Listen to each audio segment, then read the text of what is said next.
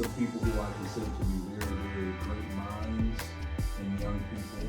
I consider them to be thinkers and very creative. Some of the things they say and do provoke a lot of thought. So I'd like to introduce Life's Thumping People. With a hint of grace and patience on your face, I knew it wasn't a race, but I had to take my place. I always flirted with the idea of you when I seen you with other people. I wanted to write songs about you, but I didn't feel like I was your equal.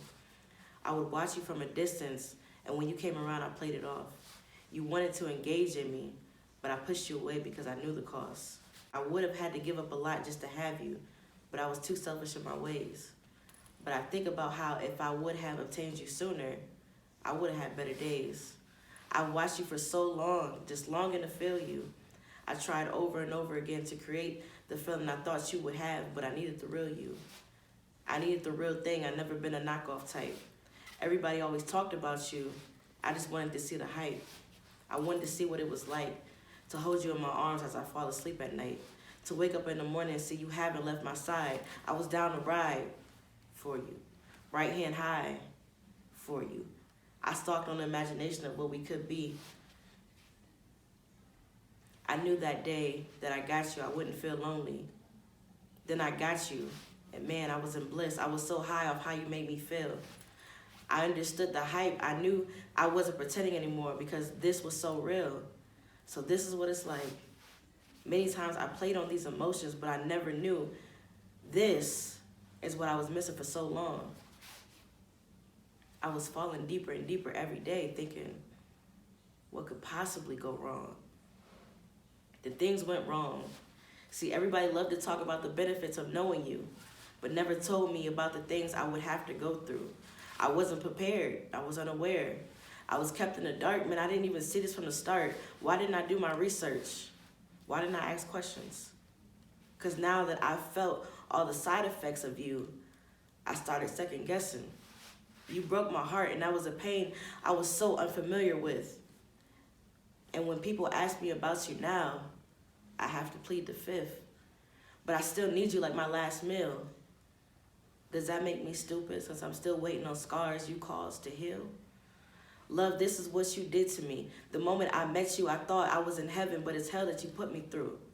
But no matter what I do, I seem to not be able to escape you. But at the same time, I don't want to. It's a strain, because I constantly have you in my brain thinking about what was back then. Even though you sent me through a roller coaster, love, I cannot wait for the day that I meet you again. I would say that I'm depressed, but that's not true. I would say that I'm in love, but I haven't been thinking about vows or I do's. I would air out my feelings, but I don't think any feelings are there. I'm so disconnected that I'm not sure if we even breathe the same air. When the grays in your life become even more gray, absent-minded, you go through the motions from day to day. I'm not suicidal, but I ask myself, why am I living? Everyone has a purpose on earth, but that's not always a given. Numbness is a curse. It precedes and proceeds pain. Have you ever been in a thunderstorm, but you couldn't feel the rain? I hit autopilot when people ask me, how have you been? It's SOS in my life, but I leave my response at good or pleasant. I'm not really out here searching for too many things, and I'm certain that nothing or nobody is checking for me. And if they were, then I missed it because I'm stuck in my ways. Beware of the chaos you might see if you meet my gaze. It's not like I'm making attempts to go and lose my mind, but nothing sounds like a bad idea when you've fallen out of time. Better yet, I've even drifted out of space, like it's insidious and I'm astroplaning and seeing the demon with the red face. And it doesn't have to chase me because I'm not making a dash for the red door. I wasn't getting anywhere before, so why should I run anymore? I'm not one to quit. I can honestly run on for days. I'm disconnected from my body, so I wouldn't feel it anyways. But what's the point of going on? No one can tell me the end game. I was moving through this tunnel, but the exit must have went up in flames. More than likely, the tunnel crumbled down in its own bricks, because where's the light that's so supposed to be at the end of it?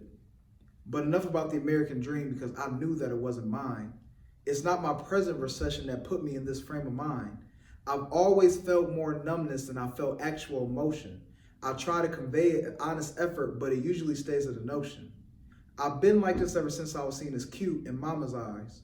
Some extreme events happened back in those days that might have left me traumatized. But I don't seek therapy because I don't blame the world for anything that happened. I've been drifting through this type of life so long that numbness took me captive.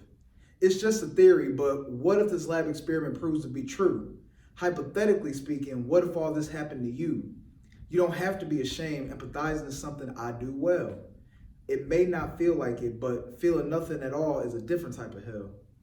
If you're on the outside looking in, then you would say it's not as bad as it seems. But you outsiders never prayed for a haunted dream, just so you might be able to at least feel fear. But it's another failed attempt. I can't get out of here.